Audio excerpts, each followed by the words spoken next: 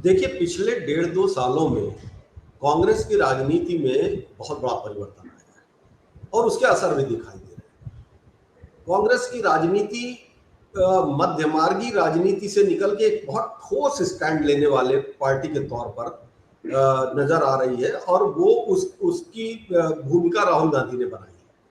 जैसे जब वो किसी बात पर भी बात करते हैं तो वो उनका कन्विक्शन बड़ा फर्म होता है और ये नोटिस लिया जा रहा है। और खासतौर पर भारत जोड़ो यात्रा के बाद जो उनकी छवि में जो परिवर्तन आया है या जो उनके अंतर्राष्ट्रीय दौरों में जो बातें हुई हैं, तो एक फर्क तो आया है परसेप्शन में। दूसरी तरफ जिन मुद्दों को वो कह रहे हैं, अब बात करते हैं, वो इतने स्ट्रॉन्ग उस पर करते हैं कि लोगों का एक वर्ग का विश्वास अब बन रहा है। अब जैसे देखिए, ये जाति जनगणना वाला मसला, ये कांग्रेस का इशू नहीं था। ये सामाजिक न्याय वाली जो पार्टियां थी उनका मुद्दा था, ये वो लोग बात करते थे। लेकिन अचानक राहुल इसमें आए और उसके बाद वो सेंटर हो गए। ये फर्क है कि नीतीश कुमार ने शुरू किया, कर्नाटक में बात हो रही है, लेकिन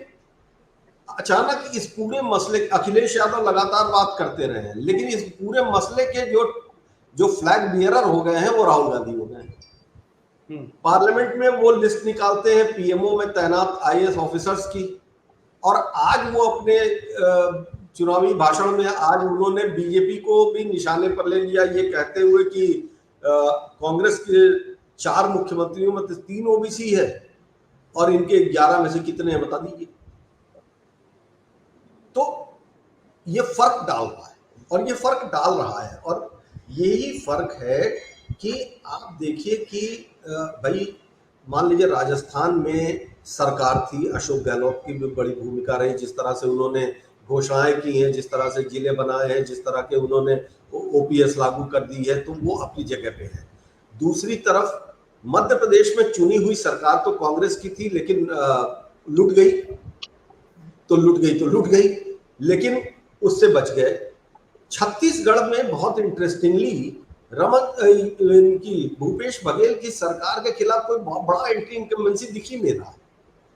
और सबसे बड़ी चीज ये है कि वहां के आदिवासी वोटर्स का रुझान कांग्रेस की तरफ है। और तेलंगाना में जो इनपुट्स आ रहे हैं जो हम लोगों के पास फिलहाल, वो ये बता रहे हैं कि तेलंगाना में अचानक कांग्रेस जो है वो लीड करने लगी। और जब तेलंगाना में कांग्रेस की लीड करने की खबरें आती हैं तो उसके पीछे ये वाला इशू, ये 2 इश्यूज बहुत इंपॉर्टेंट है, खासतौर से जाति जनगणना वाला, क्योंकि वो भी एक ऐसा स्टेट है, वैसे तो पूरा भारत ही है, लेकिन तेलंगाना भी एक ऐसा स्टेट है जहां पर कि ओबीसी बहुत है, लेकिन डोमिनेंस जो है अपर कास्ट की पॉलिटिक्स का रहा है। तो अब ऐसे में आप अगर इन 5 राज्यों के चुनाव में फर्क पड़ने लगा है, उसकी नोटिस होने लगी है, तो ये क्यों नहीं मानना चाहिए कि अगर कांग्रेस यहां सफल हो जाती है, 5 में से पहले बात हो रही थी कि 3 राज्यों में कांग्रेस लीड कर रही, मतलब बेहतर पोजीशन में है, लेकिन अब बात हो रही है कि 4 में बेहतर पोजीशन में, और 5वां मिजोरम जो है उसमें भी अभी हंग की बात हो रही है, लेकिन सिंगल लार्जेस्ट पार्टी के तौर पर देखें तो कांग्रेस का नाम ही जा रहा है। तो ऐसी स्थिति के भीतर अगर सफलता मिल रही है इस रणनीति पर, तो ये रणनीति 2024 तक भी चलेगी, और फिर 24 के चुनाव में ये वहां पर ज्यादा इशू बनेगा जो यूपी और बिहार जैसे स्टेट है, क्योंकि बाकी तो 4 राज्यों की बात, 5 राज्यों की बात हो गई, लेकिन जब यूपी और बिहार के ग्राउंड में आएगा 24 में ये लड़ाई आएगी, तो ये ज्यादा स्पार्क क्रिएट करेगी। अब ऐसे में धर्म वाली राजनीति भी आएगी, क्योंकि जनवरी में घोषणा हो गई है राम मंदिर की प्राण प्रतिष्ठा की, तो एक तरफ वो माहौल बनेगा और दूसरी तरफ ये माहौल बनेगा, तो फिर फैसला कहां जाएगा। मुझे लगता है कि अभी तक का जो ट्रेंड रहा है उसमें ये है कि धर्म ठीक है, मंदिर बनने तक सारी सिंपैथी तो थी,